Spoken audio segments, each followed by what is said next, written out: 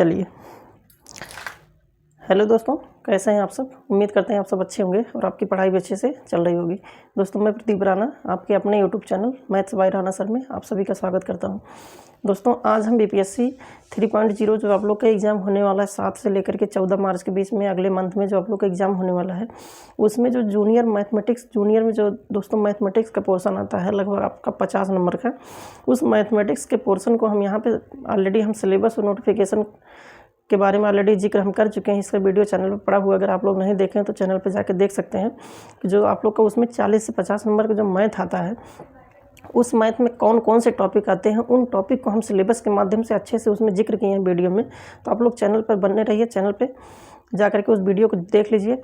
और दोस्तों, अगर चैनल पर आप नए हैं तो चैनल को तुरंत सब्सक्राइब कर लीजिए, लाइक कर दीजिए, अपने दोस्तों के पास शेयर कर दीजिए, जिससे आने वाले हर एक वीडियो का नोटिफिकेशन आप तक सबसे पहले पहुँच सके और आप जान पाएँ कौन सा वीडियो हम लेकर के डेली आते हैं। दोस्तों, उन्हीं सिलेबस के अकॉर्डिंग ही आज हमारा ये फर्स्ट टॉपिक, यानी जिसको संख्या पद्धति कहते हैं, इंग्लिश में जिसको कहते हैं नंबर सिस्टम। आज हम नंबर सिस्टम के पार्ट 1 वीडियो है, इसमें 2 वीडियो आएगा, इसलिए क्योंकि एक में हमारा मैक्सिमम पोर्शन थ्योरी का रहेगा और दूसरे में हम practice set plus previous year को कवर करेंगे। ठीक है, तो दोस्तों वीडियो के अंदर तक बने रहिएगा, वीडियो को स्किप बिल्कुल मत कीजिएगा। हम उम्मीद करते हैं एक एक पॉइंट आप लोग का बिल्कुल बेसिक से, अगर हम ये मान के चलें कि आप लोग को ये हम समझ के पढ़ाएंगे कि बिल्कुल आप लोग एकदम जीरो लेवल से पढ़ रहे हैं।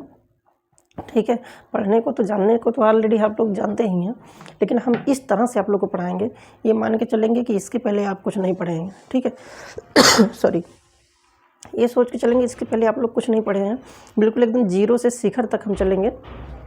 तो वीडियो पे आप लोग अंत तक बने रहिए। अगर वीडियो पसंद आए तो वीडियो को लाइक कर दीजिए, अपने दोस्तों के पास शेयर कर दीजिए, और अगर चैनल पर नए हैं तो चैनल को तुरंत सब्सक्राइब कर लीजिए। दोस्तों, अगर चैनल पर सब्सक्राइब किए रहेंगे तो जितने भी यहाँ पे हम वीडियो डालेंगे, जितने भी यहाँ पे क्लास हम लेंगे, उसका नोटिफिकेशन आप तक सबसे पहले पहुँचेगा और आप जान पाएंगे कौन सा वीडियो हम यहाँ पे लेकर आते हैं।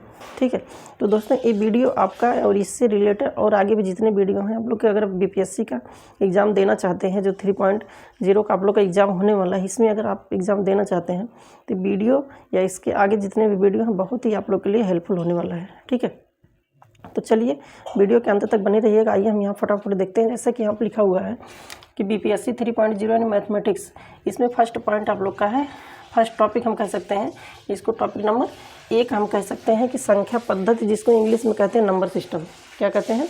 Number system. इसको हम समझते हैं, बिल्कुल एकदम आराम से समझेंगे। दोस्तों, क्या है कि सबसे पहले यहाँ पे हम समझिए कि किसी भी संख्या को लिखने के लिए हमको 10 अंकों का प्रयोग करना होता है। कितने अंकों का? 10 अंकों का। वो 10 अंक कौन सा है? 0, 1, 2, 3, 4। ठीक है, दिख रहा है? और नीचे थोड़ा हम कर देते हैं, 1 मिनट।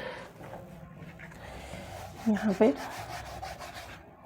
इस तरह से देखिए, 0, 1, 2, 3, 4, 5, 6, 7, 8, 9। ठीक है, टोटल कितने हो गए? यहाँ पे अगर डिजिट की बात किया जाए, टोटल कितने डिजिट हो गए? 10 डिजिट हो गए। यानी 1, 2, 3, 4, 5, 6, 7, 8, 9, 10। ठीक, टोटल 10 डिजिट यानी 10 अंक हो गए। इन्हीं 10 अंकों से हम किसी भी संख्या को जब बनाते हैं, चाहे वो छोटी संख्या हो चाहे बड़ी संख्या हो, तो इन्हीं 10 अंकों से ही हम बनाते हैं। जैसे हम एग्जाम्पल के तौर पर अगर आप लोग को बताएँ कि जैसे हम यहाँ पे लिख दिए 624, तो देखिए 624 नहीं 10 अंकों से बना हुआ है। या इससे बड़ा अगर हम कर दें कि 83,598।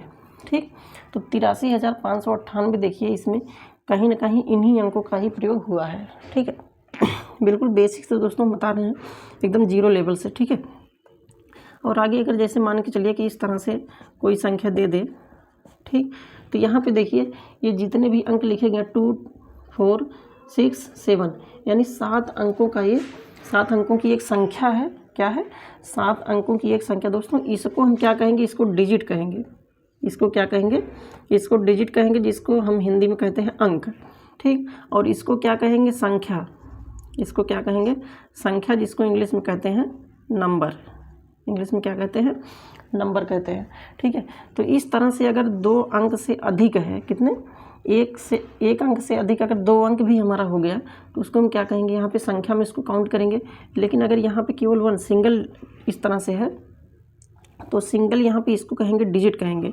इस सिंगल वर्ड को यहाँ पे हम कह सकते हैं डिजिट, यानी इसको अंक हम बोलेंगे। ठीक है, क्या बोलेंगे? इसको अंक बोलेंगे।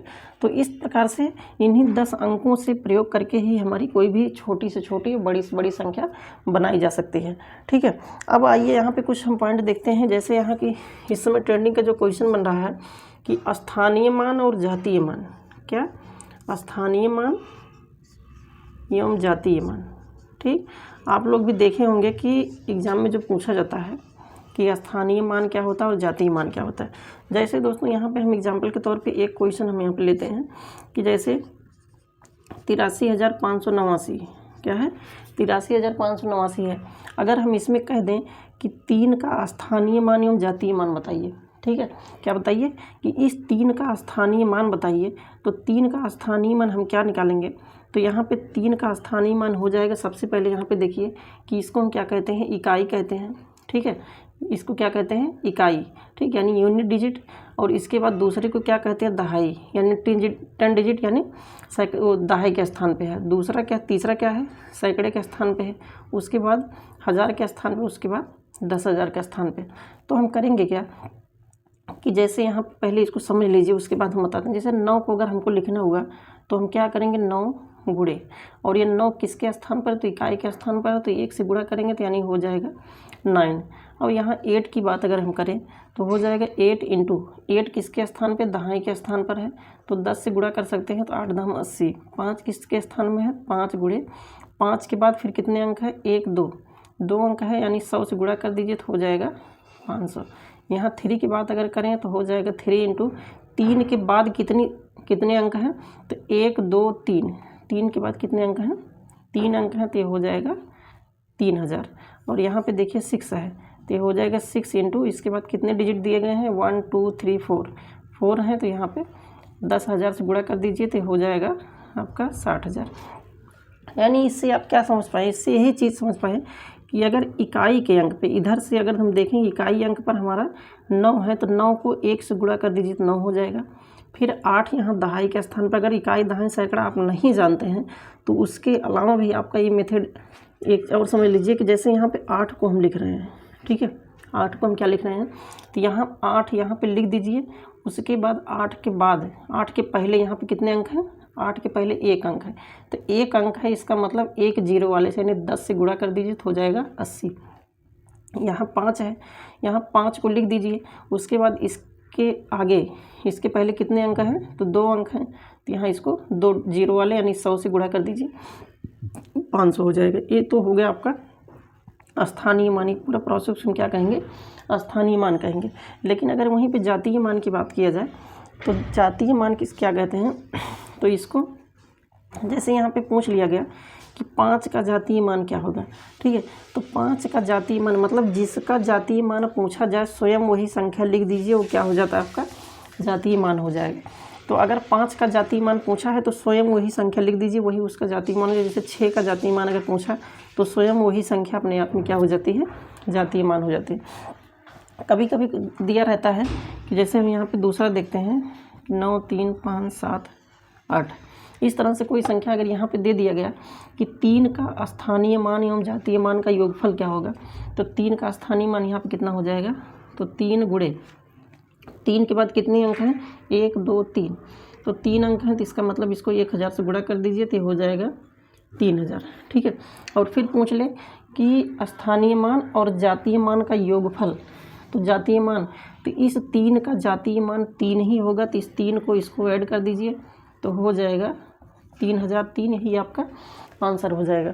ठीक है, तो दोस्तों यही समझिए कि अगर इस तरह से कोई संख्या दी गई हो और उसमें पूछ ले कि उसका स्थानीय मान क्या होगा और जातीय मान क्या होगा, तो स्थानीय मान हमेशा देखिए कि जिस संख्या को हमको लेना है, यहाँ जिस संख्या को लेना है उस संख्या को यहाँ पे रख करके उसके बाद उसके आगे जितने डिजिट दिए गए हैं, जितने भी अंक दिए गए हैं, उतना जीरो लगा के आगे गुणा कर दीजिए। ठीक है, तो यहाँ पे 5 दिया गया है, इसके आगे देखिए 2 अंक है, तो 2 अंक यानी 2 जीरो से गुणा कर दीजिए। अब 2 जीरो का मतलब केवल 2 जीरो से नहीं, यहाँ 1 लगा के उसके बाद 2 जीरो लगा के गुणा कर दीजिए, क्योंकि अगर जीरो से कर देंगे तो जीरो हो जाएगा। तो 100 को 5 से गुणा कर दिए तो यहाँ पर कितना आ गया? 500। तो आई होप ये आप लोग को अच्छे से समझ में आया होगा। फिर इसमें हम नेक्स्ट पॉइंट समझते हैं, ठीक है, जिससे दोस्तों आप लोग का क्वेश्चन बन रहा है। अगर स्क्रीनशॉट लेना तो स्क्रीनशॉट ले लीजिए, नहीं तो हम चलते हैं आगे। चलिए, वीडियो अगर पसंद आ रहा है दोस्तों, वीडियो को लाइक कर दीजिए, अपने दोस्तों के पास शेयर कर दीजिए। अगर चैनल पर नए हैं तो चैनल को तुरंत सब्सक्राइब कर लीजिए, ठीक है।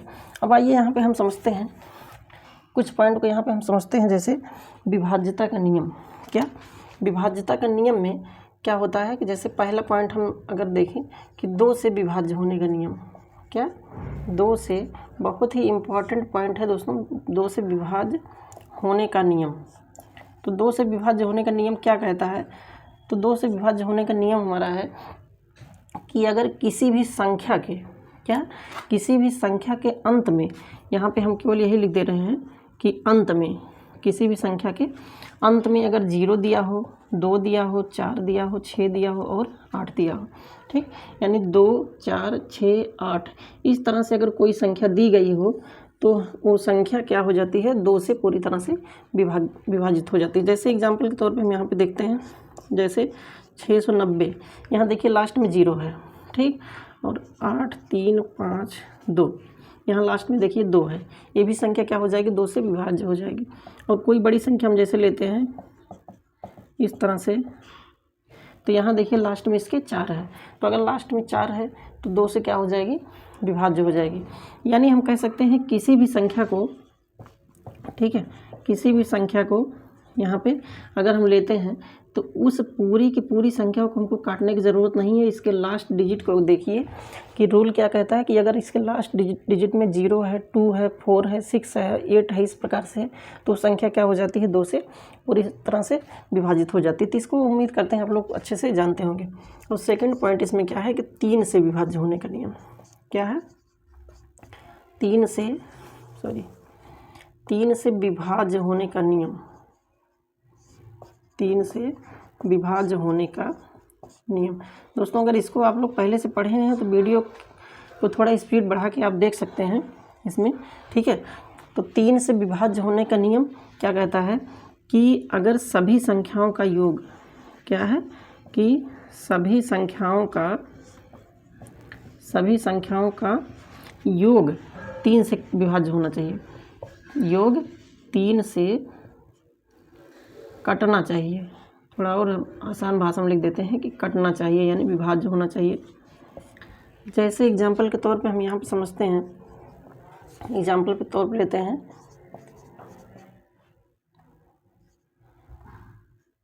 इस तरह से कितना है? 63,564 है, 63,564 है। अब ये 3 से विभाज्य होने का नियम क्या कहता है? अब जैसे इस तरह से 4 ऑप्शन दे दे, इस तरह से ABCD 4 ऑप्शन दे दे और पूछ ले कि 3 से विभाज्य हो, यानी इसमें से निम्न में से कौन सी संख्या 3 से विभाज्य है, तो हम करेंगे क्या कि करते क्या है कि इसको सबको काटना शुरू कर देते हैं, ठीक है। अगर इससे बड़ी भी संख्या दे दी गई तो हम इसको क्या करते हैं? काटना शुरू कर देते हैं। जैसे इस तरह से थोड़ा और बड़ी संख्या हो गई, तो अब देखिए यहाँ पे 2, 2, 4, 2, 6 अंक का है, और इसी तरह से 6 अंक का अगर आपका 4 ऑप्शन दे दिया गया और उसको हम अगर एक तरफ से सीरियल से काटना शुरू कर दें तो हमको 2 से 3 मिनट केवल इसको डिवाइड करने में, यानी काटने में, विभाज्य करने में लग जाएगा। और लास्ट में पता चलेगा कि जब हम इसको देखेंगे, रूल नहीं पता रहेगा, बाद में जब इसको रूल को हम समझेंगे तो ये समझ में आएगा कि ये 5 से 6 सेकंड, यानी मुश्किल से आप 5 सेकंड यानी 10 सेकंड के अंदर में आप क्वेश्चन को सॉल्व कर सकते हैं। कैसे करते हैं? तो 3 से विभाज्य होने के नियम क्या कहता है दोस्तों कि सभी संख्याओं का योग, क्या सभी संख्याओं का योग 3 से कटना चाहिए। अब देखिए इसको जोड़ लीजिए, जैसे 6 + 3 + 5 + 6 + 4 + 3 जोड़ लीजिए इसको। 6 3 9 9 5 14 14 26 20 4 24 24 3 27 27 देखिए 3 से कट रहा है, 3 9 27 पूरी तरह से कट जाएगा। तो अगर ये इनका योगफल अगर 3 से कट रहा है तो ये संख्या भी पूरी तरह से क्या हो जाएगी? 3 से कट जाएगी, ठीक है।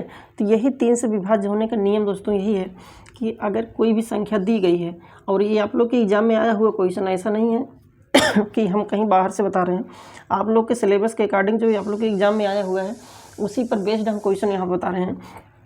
तो 3 से विभाज्य होने का नियम क्या कहता है कि अगर किसी भी संख्या, कोई भी संख्या दी गई है, उसके सभी डिजिट का योगफल अगर 3 से कट रहा है तो पूरी की पूरी संख्या क्या हो जाएगी, 3 से कट जाएगी। तो ये हो गया आपका 3 से विभाज्य होने का नियम।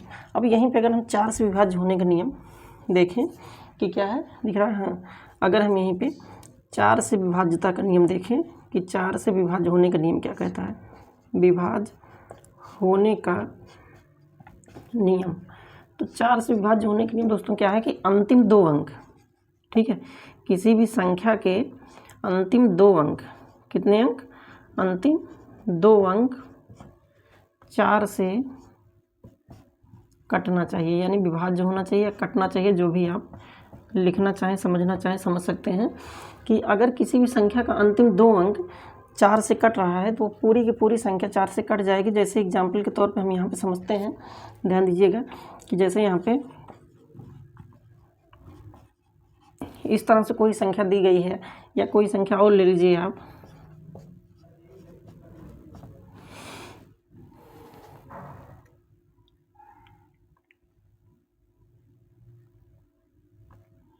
इस तरह से देखिए, तो इसका देखिए लास्ट 2 डिजिट और इसका लास्ट 2 डिजिट, ठीक है, यानी इसका अंतिम 2 अंक और इसका भी अंतिम 2 अंक देखिए 4 से कट रहा है, नहीं कट रहा है।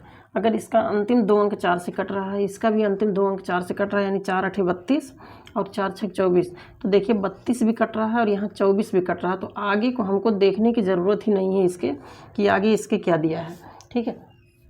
तो इस प्रकार से दोस्तों हमको जो एग्ज़ाम में क्वेश्चन करना होता है उसमें हमारा क्वेश्चन सही भी होना चाहिए, जो भी हम क्वेश्चन का आंसर दें आंसर सही भी होना चाहिए, और कम से कम समय में मैक्सिमम क्वेश्चन हम कर पाएँ। इसीलिए दोस्तों हम कॉन्सेप्ट को अच्छे से समझते हैं। अगर कॉन्सेप्ट नहीं समझ में आया रहता है तो क्वेश्चन को हम करने को करते हैं, ऐसा नहीं है कि क्वेश्चन को नहीं करते, लेकिन वही है कि जो 5 सेकंड का क्या है कि जो 5 सेकंड का आंसर रहता है उसको हम 2 मिनट लगा देते हैं, और वहीं हमारा टाइम मैनेज नहीं हो पाता है, और लास्ट में क्या होता है कि क्वेश्चन को हम छोड़ के चले जाते हैं। बाद में पता चलता है कट ऑफ हाई चला गया, क्वेश्चन को नहीं कर पाए, और क्वेश्चन आते हुए भी आप नहीं कर पाते हैं, इसलिए क्योंकि आपके पास समय नहीं बचता है, ठीक है। तो इस प्रकार से दोस्तों ये कॉन्सेप्ट आप लोग अच्छे से समझिए कि इसका रूल क्या कहता है कि अगर रूल के अकॉर्डिंग आप लोग चलेंगे तो कम से कम समय में मैक्सिमम क्वेश्चन को आसानी से आप करके आ पाएंगे, ठीक है। तो अगर इसको स्क्रीनशॉट लेना तो स्क्रीनशॉट ले लीजिए। फिर हम इसके नेक्स्ट पॉइंट को देखते हैं। 2 से विभाज्यता का नियम हो गया, 3 से हो गया, 4 का हो गया, फिर इसके आगे भी हम देखते हैं यहाँ पर, ठीक है। चलिए देखिए अब इसमें देखिए 5 से विभाज्यता का नियम, कितने, 5 से विभाज्य होने का नियम क्या कहता है।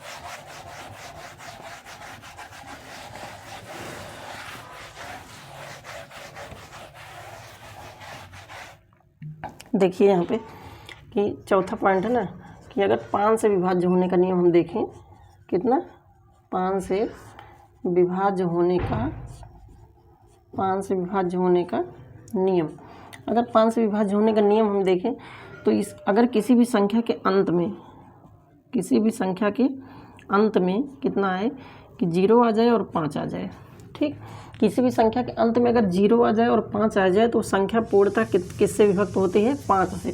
जैसे एग्जाम्पल के तौर पे यहाँ पे 0, यहाँ देखिए लास्ट में 0 है, ठीक, और इसके अलावा भी कोई संख्या अगर इस तरह से आप देखते हैं तो इसके लास्ट में 5 है, या इससे बड़ी भी संख्या अगर देखते हैं आप,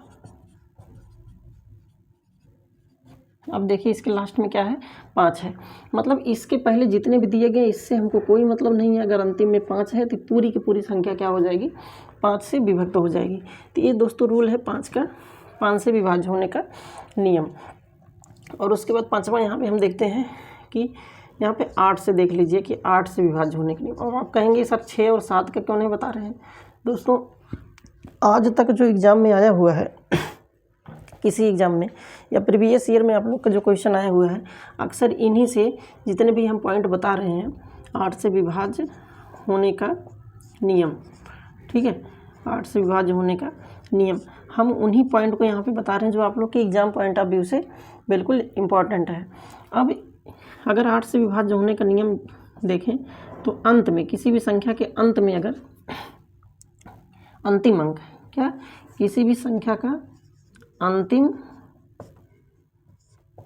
3 अंक, अंतिम कितने अंक, अंतिम 3 अंक अगर 8 से विभाज्य हैं तो पूरी की पूरी संख्या क्या हो जाएगी, 8 से विभाजित हो जाएगी। इसमें भी हम एग्जाम्पल के तौर पे अगर समझते हैं तो जैसे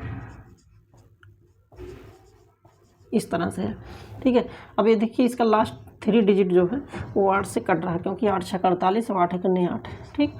और या इसी तरह से और अगर देखें,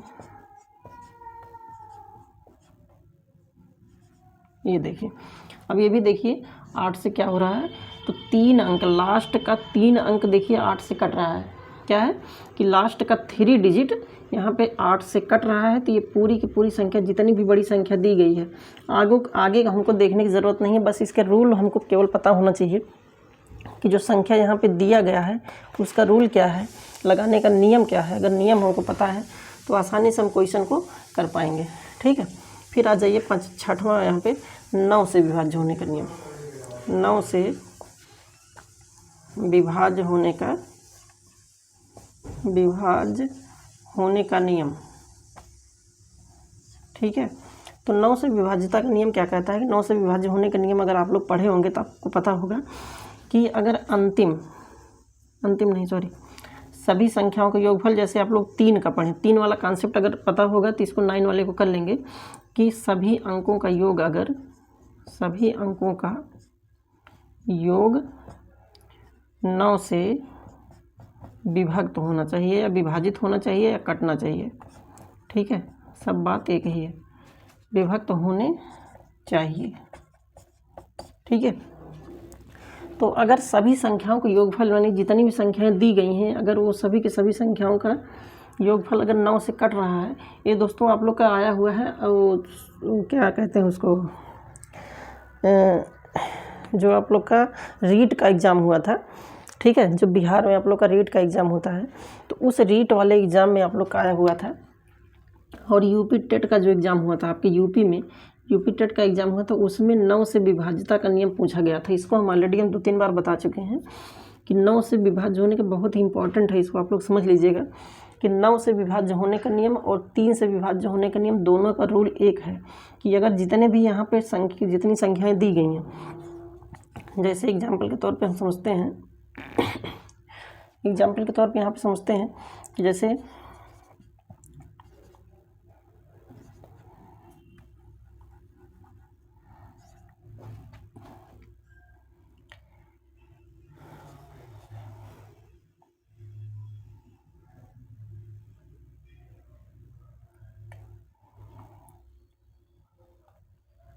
सात 5 12, 12 3 15, 15 6 21 और 21 और 7 28, 28 और 8 36, इस प्रकार से कोई संख्या दी गई है। अब देखिए इन सबको अगर हम जोड़ते हैं तो यहाँ कितना आ जाता है 36, और 36 क्या हो जाता है 9 से कट जा रहा है 4 बार में, ठीक। तो ये देखिए इतनी बड़ी संख्या अगर दी गई है तो इतनी बड़ी संख्या को हम क्या करेंगे, अगर रूल नहीं पता है तो क्या करते हैं, 9 से पहले काटते हैं, फिर आगे काटते हैं, फिर आगे काटते हैं, फिर आगे काटते हैं, तो समय ज़्यादा लग जाता है। क्या हो जाता है, समय इसमें ज़्यादा लग जाता है, और बाकी नेक्स्ट आगे जो क्वेश्चन रहता है उसको हम छोड़ के चले जाते हैं। तो इन्हीं सबसे बचने के लिए दोस्तों हम इसको क्या करते हैं कि इसके रूल को हम जान लेते हैं। अगर रूल हमको पता है तो हम आसानी से क्वेश्चन को करके आ पाते हैं। इसमें जब हम प्रैक्टिस सेशन के माध्यम से इस पर बेस्ड क्वेश्चन हम जब करवाएंगे तो आप लोग को और अच्छे से क्लियर हो जाएगा कि हाँ इसमें क्वेश्चन किस प्रकार से आता है, ठीक है। तो जैसे यहाँ पर हमारे पास कुछ क्वेश्चन होगा भी, लेकिन हम इसको प्रैक्टिस सेट के माध्यम से करवाएंगे, क्योंकि अगर अभी से करवा देते हैं, एक क्वेश्चन आया हुआ है इसमें भी हम बताते हैं आप लोग को कि एक क्वेश्चन लिखा है कि निम्न में से कौन सी संख्या 9 से विभाज्य है, और यहाँ पे 4 ऑप्शन दिया हुआ आप लोग के बीपीएससी टीचर TRE 1 में, ठीक है। क्वेश्चन नंबर 76 है, ये जूनियर टीचर में आप लोग का आया हुआ है कि 9 से विभाज्य है। पहला ऑप्शन दिया है कि 76 409, 85 317, 48 609, उपयुक्त में से एक से अधिक, उपयुक्त में से कोई नहीं, यानी आप लोग का इसमें 5 ऑप्शन दिया है। जैसे कि आप जानते हैं बिहार में टोटल 5 ऑप्शन देता भी है। तो दोस्तों हम जब प्रैक्टिस सेट करवाएंगे तो इस पर बेस्ड क्वेश्चन हम जब करवाएंगे तो आप लोग को और अच्छे से क्लियर हो जाएगा। चलिए इसमें नेक्स्ट और देखते हैं आगे। अगर स्क्रीनशॉट लेना हो तो स्क्रीनशॉट ले, फिर हम आगे देखते हैं। चलिए अब यहाँ पे हम समझते हैं कि इसी बेसिक से आज के इस वीडियो में आप लोग का मैक्सिमम टॉपिक आप लोग का बेसिक ही चलेगा। क्योंकि बेसिक आप लोग को क्लियर होना आपका बहुत ज़रूरी है। अगर बेसिक नहीं क्लियर है तो बाकी आगे आप दिक्कत कर जाएंगे और क्वेश्चन छोटा क्वेश्चन आप गलत करके चले आते हैं। ठीक है, तो चलिए यहाँ पे हम सबसे पहले समझते हैं कि यहाँ पे सम संख्या क्या है, कि सम संख्या जिसको हिंदी इंग्लिश में कहते हैं इवन नंबर, क्या इंग्लिश भी हम इसका लिख दे रहे हैं, जिसको क्या कहते हैं इवन नंबर, और दूसरा क्या है आपका विषम संख्या। विषम संख्या दोस्तों अगर इसको आप लोग जानते हैं तो वीडियो को थोड़ा स्पीड बढ़ा के आप देख सकते हैं, दिक्कत नहीं है। ठीक है, तीसरा आपका है यहाँ पे अभाज्य संख्या। अभाज्य संख्या जिसको इंग्लिश में कहते हैं prime number, most important point है। और उसके बाद प्राकृतिक संख्या, कौन सी संख्या, प्राकृतिक संख्या, और इस प्राकृतिक संख्या को हम इंग्लिश में कहते हैं नेचुरल नंबर। ठीक है, पांचवा क्या है यहाँ पे पूर्ण संख्या। क्या है पूर्ण संख्या, जिसको इंग्लिश में कहते हैं होल नंबर। इंग्लिश में क्या कहते हैं होल नंबर। और उसके बाद छठवां है यहाँ पे पूर्णांक। छठवां क्या है पूर्णांक, जिसको हम कहते हैं इंटीजर। इसमें आपका पॉजिटिव इंटीजर भी होता है और नेगेटिव इंटीजर भी होता है, अभी हम इसके आगे बताएंगे। ठीक है, तो ये आप लोग समझिए कि ये होता क्या है। फिर उसके बाद एक और समझ लीजिए कि परिमेय और अपरिमेय। क्या है कि परिमेय और अपरिमेय दोनों एक में बता देते हैं कि परिमेय और अपरिमेय होता क्या है। ठीक, यानी परिमेय जिसको कहते हैं रेशनल नंबर, क्या कहते हैं rational and irrational number. Irrational number, ठीक है, इस प्रकार से। अब आइए समझते हैं ये सब होता क्या है। तो इसमें ऊपर से आप 2-3 पॉइंट तो जानते होंगे कि इवन नंबर यानी संख्या क्या होती है, जब किसी संख्या के अंत में 2 हो, 4 हो, 6 हो, 8 हो। ठीक है, 8 हो, तो ये सभी की संख्या क्या होती है, यानी जो संख्या 2 से पूरी तरह से कट जाए, 2 से विभाज्य हो जाए। आगे हम लिख भी सकते हैं कि जो संख्या 2 से क्या हो जाए विभाज्य हो जाए, यही क्या होती है हमारी सम संख्या होती है। विषम संख्या की बात करें तो जो संख्या 2 से ना कटे, यानी जैसे 1 हो गया, 3 हो गया, 5 हो गया, 7 हो गया, 9 हो गया, 11 हो गया, यानी जो 2 से विभाज्य ना हो या 2 से जो विभक्त ना हो। ठीक है, जो 2 से विभक्त ना हो क्या होती है, वो सभी संख्याएं विषम संख्या होती है। अब सबसे इम्पॉर्टेंट इसको दोस्तों लगा लीजिए कि इम्पॉर्टेंट, इस पर बेस्ड क्वेश्चन आप लोग का आया हुआ है अभाज्य संख्या में। अभी हम आप लोग को बताते हैं कि अभाज्य संख्या होती क्या है। तो अभाज्य संख्या होती है, यहाँ देखिए विषम संख्या अभाज्य संख्या में इसीलिए बगल बगल में लिखे। अभाज्य संख्या क्या होती है, जैसे 2, 3, 5, 7, 11, 13, 17, 19। ठीक, आगे और भी होते हैं इसमें। तो अभाज्य संख्या को आप लोग अच्छे से समझ लीजिए, क्योंकि TRE 2 में आप लोग का ये इससे बेस्ड क्वेश्चन, इस पर बेस्ड क्वेश्चन आया हुआ, उस क्वेश्चन को हम यहाँ पे लिए हैं, अभी बताएंगे कि कैसे क्वेश्चन आता है। तो अभाज्य संख्या यहाँ पे क्या है कि जो विषम संख्या होती हैं उसमें 2 से अधिक गुणनखंड आपके हो सकते हैं। 2 या 2 से अधिक गुणनखंड हो सकते हैं। उसमें केवल एक ही रूल है कि उसमें विषम संख्या में जो संख्या होती हैं वो 2 से नहीं कटती, 2 से विभक्त नहीं होती। लेकिन अभाज्य संख्या में क्या है कि अभाज्य संख्या में देखिए पहला इसमें सम संख्या है, बाकी सब विषम संख्या है, यानी इसमें सम और विषम दोनों हैं। लेकिन इसमें रूल क्या है कि जैसे यहाँ विषम संख्या है तो इसके देखिए 3 गुणनखंड हैं, 1 है, 3 है और 9 है, इसके 3 गुणनखंड है। लेकिन जो अभाज्य संख्या आपके होती हैं उसके कम से कम और अधिक से अधिक केवल 2 ही गुणनखंड हो सकते हैं, ना तो इससे अधिक हो सकता है और ना तो इससे कम हो सकता है। जैसे यहाँ पे 2 को देखें तो 1 और 2 इसके 2 गुणनखंड है। फिर यहाँ 3 को देखिए तो 1 और 3 इसके 2 गुणनखंड। 11 को यहाँ पे देखिए 1 और 11 2 गुणनखंड है। 17 को यहाँ पे देखिए 1 और 17 इसके भी 2 गुणनखंड है। ठीक है, इसी तरह से आगे जितने भी यहाँ पे देखेंगे इनफाइनाइट तक। तो अभाज्य संख्याएं क्या होती हैं कि जिसके कम से कम और अधिक से अधिक केवल 2 गुणनखंड हों, वे सभी की सभी संख्याएं क्या होती हैं अभाज्य संख्या होती हैं। इसका केवल एक ही यही डिफिनीसन है कि जो संख्या वे सभी संख्याएं जिसके कम से कम और अधिक से अधिक केवल 2 ही गुणनखंड हो सकते हैं, वे सभी की सभी संख्याएं क्या होती हैं, अभाज्य संख्या होती हैं। अब इसमें क्वेश्चन कभी कभी पूछ लेता है कि अभाज्य संख्या में कोई भी संख्या विषम नहीं होती, कोई भी संख्या सम नहीं होती, तो ये गलत ऑप्शन होता है आपका, क्योंकि आपका इसमें पहला ही डिजिट जो है, पहली संख्या यहाँ पे दी गई है, अंक दिया गया है कि पहली ही संख्या यहाँ पे 2 है और 2 क्या है, एक सम संख्या यानी एक इवन नंबर है। ठीक है, तो इस प्रकार से अभाज्य संख्या से रिलेटेड। और एक चीज़ और आप दोस्तों जानते हैं कि 1 से लेकर के 1 से 50 तक टोटल अगर अभाज्य संख्याओं की बात किया जाए तो टोटल 15 अभाज्य संख्याएं होती हैं, और 1 से लेकर के 100 तक बात किया जाए तो 1 से 100 तक टोटल 25 अभाज्य संख्याएं होती हैं। तो ये तो ऑलरेडी सबको पता रहता है, लेकिन आज के डेट में जो एग्ज़ाम में पूछा गया है जाता है वो क्या होता है कि 1 से लेकर के 40 तक पूछ लेगा कि 1 से लेकर के 40 तक कितनी अभाज्य संख्या है, 1 से लेकर के 30 तक कितनी अभाज्य संख्या है, 1 से लेकर के 20 तक कितनी अभाज्य संख्या है, इस प्रकार से क्वेश्चन पूछता है। अब आप कहेंगे कि इतना छोटा छोटा क्वेश्चन कैसे पूछता है, तो आइए हम यहाँ पे एक क्वेश्चन लिए हैं, इस क्वेश्चन को देखते हैं कि ये क्वेश्चन लिए हैं कि 1 और 100 के बीच कितनी अभाज्य संख्याएँ हैं। यही यहाँ पर दिया गया है कि 1 से, यहाँ देख लीजिए आप कि क्वेश्चन एक है कि 1 से लेकर के 50 तक कितनी अभाज्य संख्याएं हैं, अभाज्य संख्याएं हैं। ये आप लोग का पहला, ये क्वेश्चन नंबर यहाँ पे दिया गया है 34। क्या क्वेश्चन नंबर 34 हम आप लोग को इसमें बता भी सकते हैं कि बीपीएससी ने 2.0 में यहाँ पे पूछा गया, जो जूनियर टीचर का आप लोग का पेपर था उसमें बुकलेट सीरीज़ ए है, बुकलेट सीरीज़ ए है और क्वेश्चन नंबर 34 है। ठीक, तो क्वेश्चन नंबर 34 में पूछा गया है कि 1 से लेकर के 50 तक कितनी अभाज्य संख्या, और इसमें 4 ऑप्शन दिया है।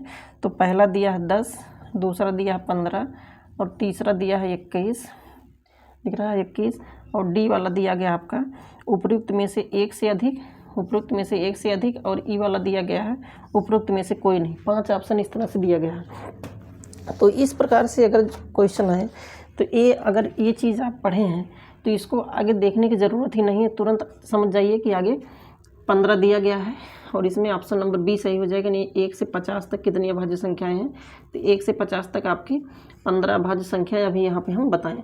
और अगर आपको नहीं भी पता है, जैसे मान लीजिए 1 से 30 तक दे दे, तो 1 से 30 तक दे दे तो आप 1 से 30 के बीच में जितनी अभाज्य संख्याएँ हैं सबको लिख करके उसके बाद उसको काउंट करके फिर उसका आंसर निकाल सकते हैं। ठीक है, अब जैसे हम यहाँ पे अगर पूछ लिया जाए कि 1 से लेकर के 20 तक कितनी अभाज्य संख्याएं हैं, तो यहाँ पे हम लिखे हैं, देखिए 2 3 5 7 11 13 17 19, तो 1 2 3 4 5 6 7 8। ठीक है, टोटल 2 2 4 2 6, टोटल कितनी अभाज्य संख्या है, तो यहाँ पे कितना लिखेंगे, टोटल 8 अभाज्य संख्याएं हैं। ठीक है, तो इस प्रकार से दोस्तों बहुत ही इंपॉर्टेंट पॉइंट हो जाता है, बहुत इंपॉर्टेंट ये आप लोग का हो जाता है कि अभाज्य संख्या यानी प्राइम नंबर से मैक्सिमम क्वेश्चन आज के डेट में एग्जाम में पूछा जा रहा है। और हम क्या हो जाते हैं कि विषम संख्या और अभाज्य संख्या में कंफ्यूज हो जाते हैं और क्वेश्चन को गलत करके चले जाते हैं। तो आप लोग को कंफ्यूज नहीं होना है। इस प्रकार से देखिए छोटा छोटा क्वेश्चन पूछा जाता है, अगर कॉन्सेप्ट आप क्लियर किए रहेंगे तो आसानी से क्वेश्चन को करके आ पाएंगे। ठीक है, तो चलिए इसमें हम नेक्स्ट देखते हैं आगे, इसको मिटा दे रहे हैं। अब देखिए यहाँ पे प्राकृतिक संख्या है। ठीक, यहाँ पे हम थोड़ा सा इसको मिटा दे रहे हो। यहाँ पे प्राकृतिक संख्या को अगर हम समझते हैं तो प्राकृतिक संख्या होती क्या है, तो प्राकृतिक संख्या में यहाँ पे 1 से लेकर के 1 2 3 4 यहाँ पे जितने भी पॉजिटिव हैं 5 6 डॉट इन्फाइनाइट तक, तो जितने भी यहाँ प्राकृतिक संख्या में 1 से लेकर के इन्फाइनाइट तक जितने भी अंक दिए गए होते हैं वे सभी के सभी क्या होते हैं, प्राकृतिक संख्या होती है। और पूर्ण संख्या, बस यही जो प्राकृतिक संख्या है इसी प्राकृतिक संख्या के आगे 0 लगा दीजिए, बाकी ये जैसे है वैसे लिख दीजिए। ठीक है, आगे जिस तरह से इनफाइनाइट तक लिख दीजिए तो वो क्या हो जाती है, पूर्ण संख्या। पूर्ण का मतलब यहाँ पे होल नंबर, पूर्ण का मतलब ही है कि आप इसके नाम से ही समझ लें, पूर्ण यानी पूरा, यानी इसमें 0 भी होना चाहिए। ठीक है, तो पूर्ण संख्या केवल प्राकृतिक संख्या नेचुरल नंबर में आगे 0 लगा दीजिए, बाकी सभी संख्याएं क्या होती हैं, पूर्ण संख्या होती हैं। पूर्णांक की बात की जाए तो पूर्णांक में दोस्तों आपका 0 के बाद जितने भी पॉजिटिव होते हैं उनको भी इनफाइनाइट तक लेना है, और जितने नेगेटिव होते हैं उनको भी यहाँ पे माइनस इनफाइनाइट तक सभी को लेना है। ठीक है, तो पूर्णांक में यही होता है कि इसमें नेगेटिव इंटीजर को भी लिया जाता है, पॉजिटिव इंटीजर को भी लिया जाता है और जीरो को भी इंक्लूड किया जाता है। तो अगर कभी पूछ ले कि पॉजिटिव इंटीजर क्या होते हैं, तो इधर देखिए ये जितनी संख्याएं हैं ये क्या हैं, और नेगेटिव, सॉरी ये क्या है, नेगेटिव यानी ऋणात्मक, ये नेगेटिव इंटीजर के अंतर्गत आ जाएंगे, नेगेटिव इंटीजर। और यहाँ से यहाँ तक ये क्या है, ये पॉजिटिव इंटीजर है, पॉजिटिव इंटीजर, ठीक है। पॉजिटिव क्या होते हैं, इंटीजर। अब आप कहेंगे कि सर जीरो क्या होता है, जीरो दोस्तों ये पॉजिटिव में ही इसको काउंट किया जाता है, जीरो कभी नेगेटिव यहाँ पे कभी भी आप नहीं देखे होंगे कि कहीं -0 लिखा होगा, ठीक है। तो जीरो को हमेशा किस में काउंट करते हैं, इसको ये न्यूट्रल होता है लेकिन इसको हमेशा पॉजिटिव में ही काउंट करते हैं, ठीक है। तो इतना क्लियर हो गया उम्मीद करते हैं। फिर उसके बाद यहाँ परिमेय संख्या, परिमेय संख्या क्या होती है कि परिमेय संख्या हमेशा P/Q के रूप में लिखी जाती है। जैसे कोई अगर मान यहाँ पे लिखा है कि 3/7, 3/7 को यहाँ पे हम क्या कहेंगे, एक परिमेय संख्या है। लेकिन वहीं पे अगर आप परिमेय की बात किया जाए तो जैसे 4 है, 6 है, 9 है, 8 है, इस तरह से अगर कोई संख्या लिखी है तो क्या हो जाता है आपका अपरिमेय संख्या। तो परिमेय संख्या यानी रेशनल नंबर को हम क्या लिखेंगे, इसको P/Q यानी फ्रैक्शन के रूप में यानी भिन्न के रूप में लिखेंगे। 3/7 हो गया, 5/9 हो गया, 6/15 हो गया। तो इस तरह से अगर अपान के रूप में लिखा रहे तो उसको हम क्या कहेंगे, रेशनल नंबर यानी इसको परिमेय संख्या के रूप में जानते हैं। अब एक क्वेश्चन बनता है आप लोग का पूर्ण संख्या और पूर्णांक संख्या में, क्या है, पूर्ण संख्या और पूर्णांक संख्या में एक क्वेश्चन बनता है जो पिछले कुछ एग्जाम से देखने को हमको मिल रहा है। तो उसको हम थोड़ा यहाँ पे बताने की प्रयास करेंगे। ऊपर से देखिए क्वेश्चन किस तरह से पूछा जाता है कि सभी पूर्ण संख्या पूर्णांक होते हैं। ये तो ए हो गया, और दूसरा यहाँ पे सभी पूर्णांक